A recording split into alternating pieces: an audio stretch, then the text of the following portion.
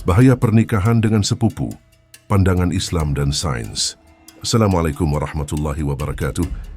Pernikahan, sebuah ikatan sakral yang tak hanya menyatukan dua insan, tapi juga dua garis keturunan dan harapan masa depan.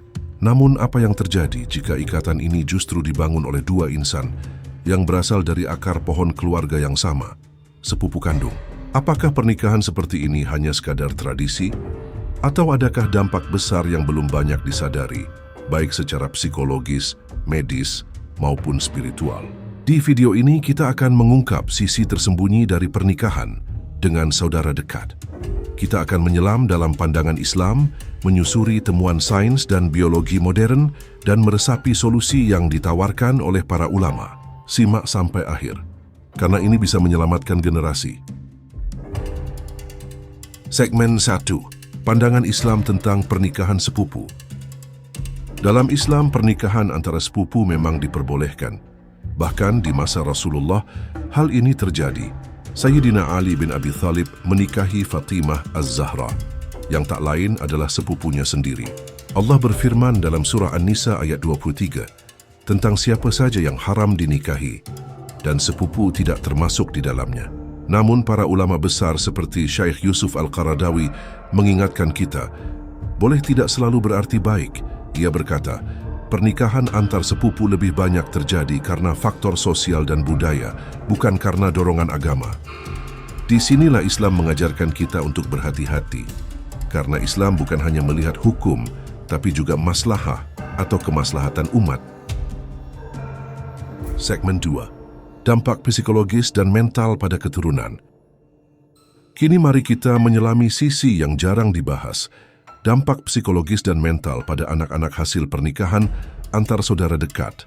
Studi menunjukkan bahwa anak dari pernikahan sepupu memiliki risiko 2 kali lipat, lebih tinggi mengalami autisme, skizofrenia, serta keterlambatan bicara dan belajar. Mengapa ini bisa terjadi? Karena hubungan darah yang dekat meningkatkan kemungkinan dua orang membawa gen cacat yang sama. Gen tersebut bersifat resesif dan bisa muncul pada anak, memicu gangguan fisik maupun mental.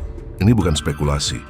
Sebuah penelitian dari The Lancet tahun 2013 menyebutkan risiko kelainan genetik pada anak-anak dari pernikahan sepupu mencapai 10% dibanding hanya 2-3% pada pasangan non-kerabat. Segmen 3. Fakta biologi dan bukti teknologi modern. Di era teknologi medis seperti sekarang, fakta ini menjadi semakin jelas.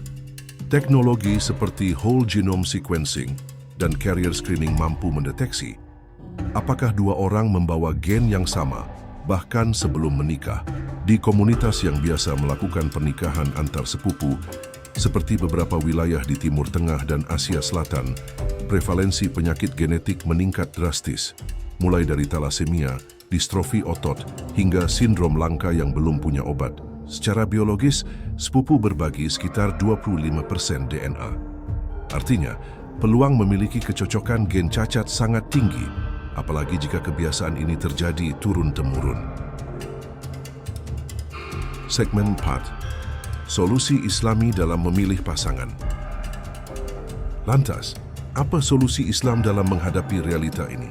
Islam adalah agama yang memuliakan ilmu.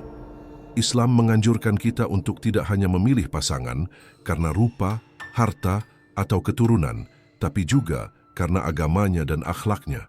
Tapi di era modern ini, memilih dengan bijak juga berarti mempertimbangkan kesehatan jasmani dan keturunan. Ulama kontemporer seperti Dr. Zakir Naik dan Syekh Abdul Rahman Al-Sudais sangat mendukung pemeriksaan kesehatan pranikah. Mereka menyebutnya sebagai bentuk tanggung jawab terhadap masa depan generasi. Langkah bijak sebelum menikah. 1. Lakukan tes genetik atau carrier screening, terutama jika pasangan adalah saudara dekat. 2. Konsultasikan dengan dokter dan ulama. 3. Jangan abaikan aspek kesehatan demi mempertahankan tradisi.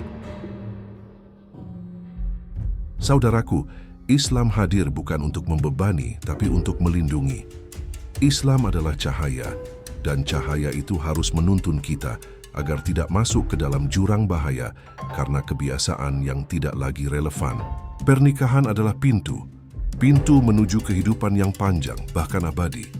Maka pilihlah dengan hati-hati, agar generasi selanjutnya tidak menanggung akibat dari keputusan yang bisa kita cegah hari ini.